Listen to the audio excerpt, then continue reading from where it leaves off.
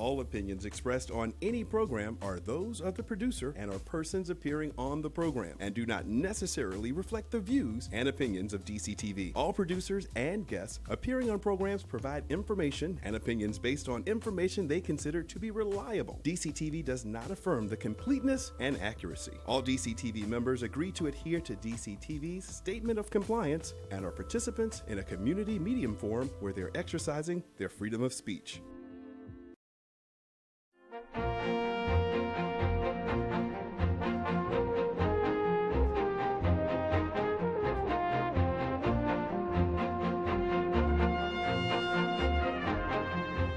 Good evening. I'm your host, Karen Hudis, in this series on the Network of Global Corporate Control. Today's show is pre-recorded. We're talking about the corruption in the world's money. Today's segment is called The Way We Live Together in Our World. Thanks as always to DCTV, to Carmen Stanley, she's project director, to Maurice Jackson, he is studio director, and to José Starnes, audio and teleprompter. Let's start out with a critical mass of people who know who they are, because they're going to lead the rest of us in the way we live together in our world.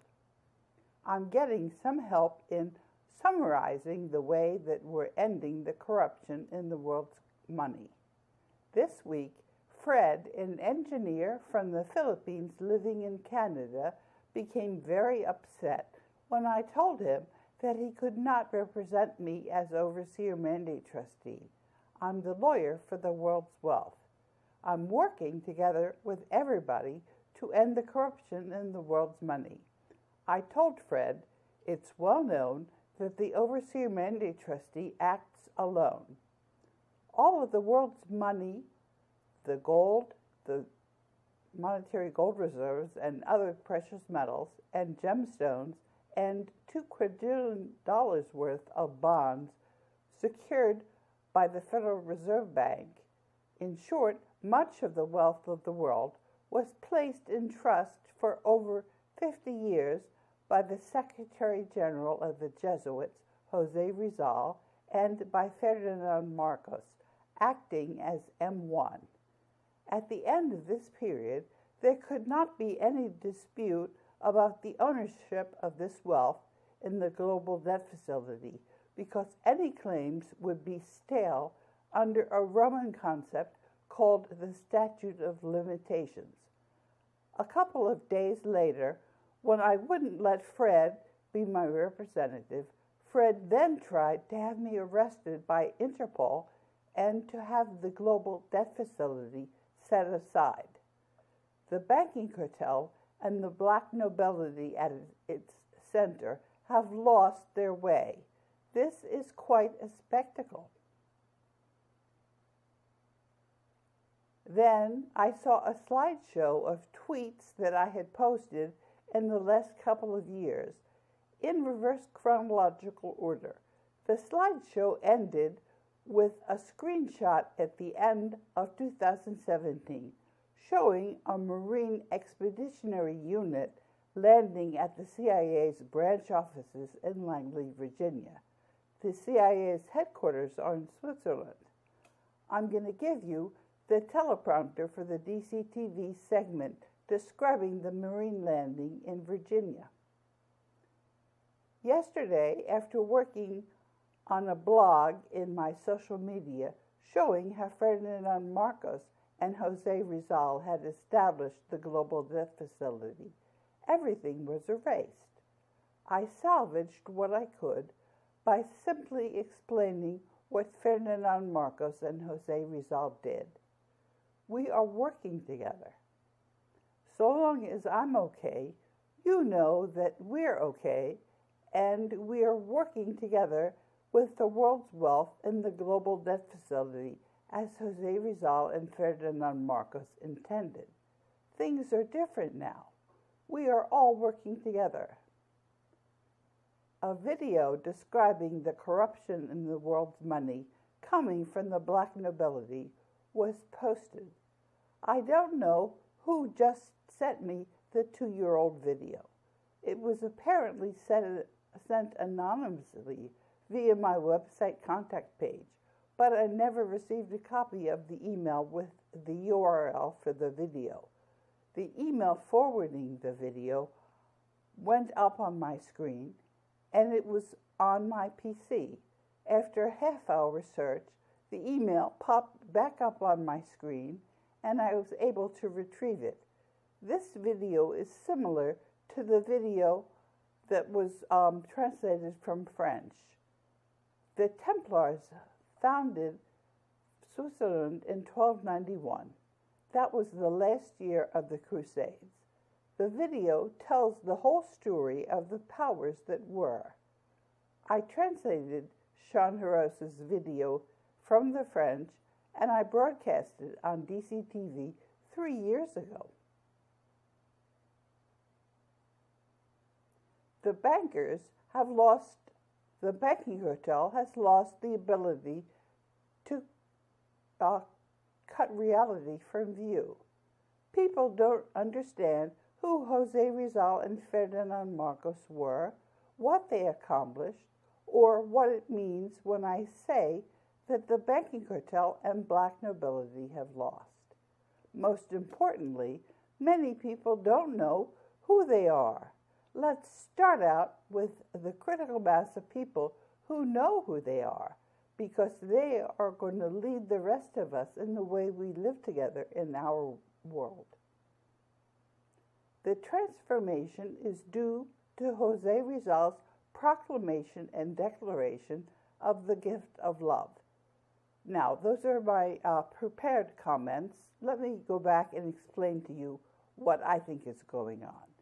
What I think is going on is that we have to make sense of what's reality and the difference between the lies that we've been told by the bankers and what the actual truth is.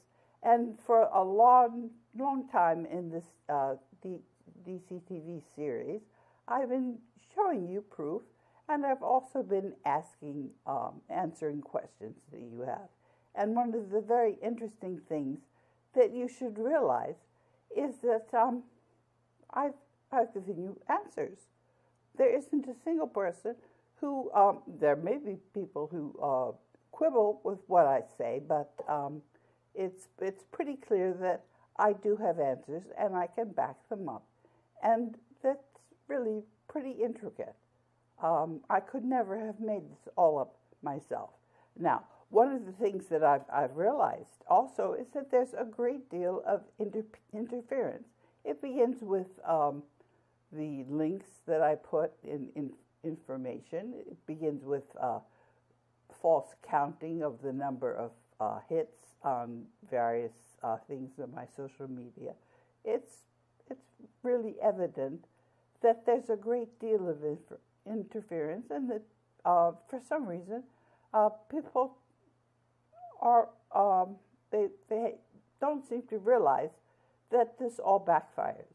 The interference just stimulates people to try to get to the bottom of things. And what I've learned actually is that I'm just given all the help that I need. And when I'm writing scripts for the DCTV series, I actually like to write at the very end before I have to produce these things, because it's almost as if I'm taking dictation. And you can see from the last things that I've posted, I am actually taking dictation. This reverse slideshow and ending with the Marine invasion on Langley, the CIA's bureau in the United States, because the CIA is headquartered in Switzerland. And as Jean Haros has pointed out, Switzerland was actually founded by the Templars. And if you look at the history, you can realize that most of the history that you're getting from the textbooks, that's just made up. The bankers are trying to hide things from you. And many of the things that I'm trying to tell you they're being interfered with. They're being censored. And this is actually helping me because people can see that there's a lot more going on than meets the eye. If you go back and just look at what happened with September 11th, 2001, and the explanation that was given, this happened the day after trillions of dollars in the Pentagon couldn't be accounted for. So things are really very mysteriously corrupt.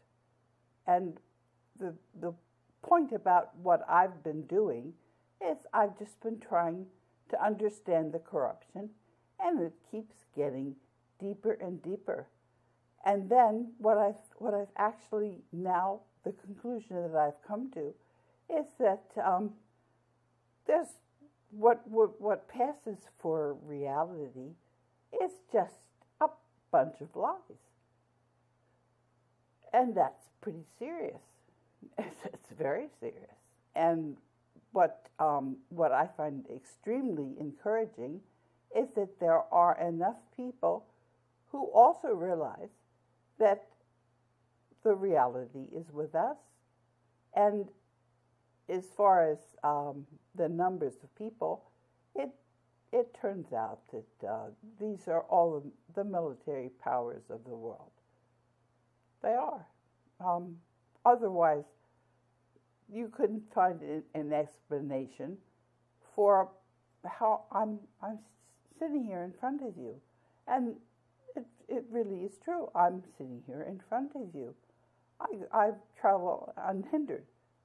Now, there's a lot of monkey business that goes on. There are, I can explain how somehow, or I can't explain, but there are so many times that the cars are running red lights just at the point that I should go into the intersection. And I can't explain why it is that I don't proceed into the intersection. I can tell you I am pretty intuitive, and these things that can't be accounted for do explain why I'm still here. And I have a task. Now, it doesn't have to be done by me. It could be done by somebody else. But once I've started, and once it's clear that I'm not going to allow the bankers to steal things from us, I've got the job. I didn't intend to get the job, but actually, when I go back and I look at the history of the way I came into the World Bank, and who was the person who hired me into the World Bank, yes, that's been my job. And the thing that I realize is the most important thing about my job is my connection to everyone. I'm connected to people. I'm not doing this now. I did say about Fred that I wasn't going to let Fred be my representative, and the point is I don't have a representative, but it's very clear I'm just connected to everyone. I'm just one of the pack, and that's my strength. Actually, it's not the fact that I've got any qualities, but I'm just explaining to people that I'm one of the pack. And the pack is humanity. And we're all in this together. And we've all decided that we're going to be in a transition, and we're going to do things differently, and we're going to decide how to do these things differently. And the biggest difference is starting from the fact that there's a declaration and proclamation of the gift of love. When you try to understand what that is, it is intuitive. One of the aspects of it is music, where not everybody's musical, but a lot of us are. And music is not a trivial thing. We haven't really come to grips with what music is. I do know that when I've been attacked, that one of the ways I rehabilitate myself is through music. The process of making music, it supplements all of the things that are making it difficult for you to reason. It's the best rehabilitation exercise that there is. So, and music is, by definition, it's really something that you share. It's not something that, well, I suppose some people do make music just as an act of meditation, but most of the way I understand music is it's a shared activity, and especially chamber music. And so if we're all interconnected and we're starting out that way, that's the way we're going to end. And at the very core of who we are and what we have, we actually have a great deal of wealth. That's part of what humanity is. And there was so much corruption that so much of the wealth of the world that belongs to all of us was being monopolized. If you look at the way wealth was shared and the per capita income and the way that all worked out, there was something really very seriously wrong. And we know that as a matter of who we are. If people are loving and kind, then how is it that we're in a world that's dominated and where there's wealth that's hoarded and the distribution is so skewed? There's obviously a disconnect there. And what we're doing in the global currency reset is we're setting that straight.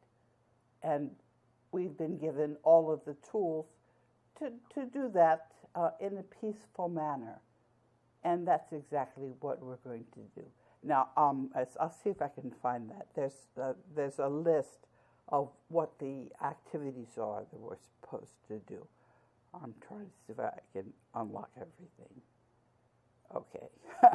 I don't have it in front of me. Well, I can tell you what I know from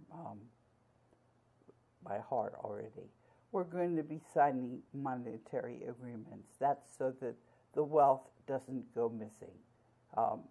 And that's not so really very difficult. All of the people that are living in a particular country, they're going to find the paper money, and they're going to be allowed to exchange it for money that has gold in it. That's for starters, and the people in the villages and towns are going to have a barter system so that all of the economic activities in that village and town, they're going to exchange it one for the other. And that system is going to be set up. There's no magic to doing it. It's going to be set up. And the grassroots organization, that's also going to be the building blocks for taking back the corruption in the countries, because the countries they've been taken over by the bankers. They're no longer countries. They're companies that are being dominated. And this system of domination, it's going to be phased out. And I can't say exactly the process, but it is going to end because people are the way people are. It's just not. It doesn't make sense that the countries and the governance in those countries would be founded by domination and this terrible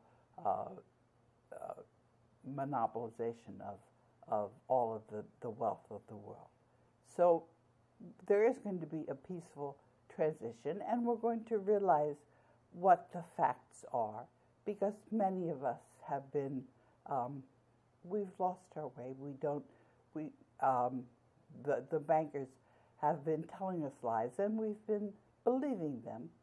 But this is as I said, there's a critical mass of people who don't believe that, and this critical mass is going to be showing the rest of the people what the actual situation is and how long it's going to take. Nobody knows, because no country has ever done that kind of a transition before. But I can tell you, when I was experiencing many of these things that were helping me explain what was going on, it was a sense of wonder that that there was a slideshow of the things that I had put in my Twitter account, going backwards in reverse chronological order. I couldn't explain how that happened, or when I got the URL for the Sean Haros's video, that was appeared on my computer screen. It wasn't sent to me from a contact page. Later on, I did find that. And it took me a while, actually, to find those things. I had to work for them. And it's really very healthy for me to have to do this this work, this whatever, the research, because what that does is that that gives me the logic and the understanding. Many of the things that I'm writing, that I'm disclosing to you, it doesn't just come right away. I have to really work at the logic and what makes sense, and there's all kinds of interference, and it actually helps me to overcome the interference. And you'll also find that when you're using your logic and reasoning, and you're working together with other people, your loved ones, your family, whoever they are, you can't do this logic all as a lone activity. It really does help to be in touch with other people. And there are people who I talk to, and I try to get explanations for things. It's not an activity that you do by yourself. People are not loners. They're really not. And we're in a community.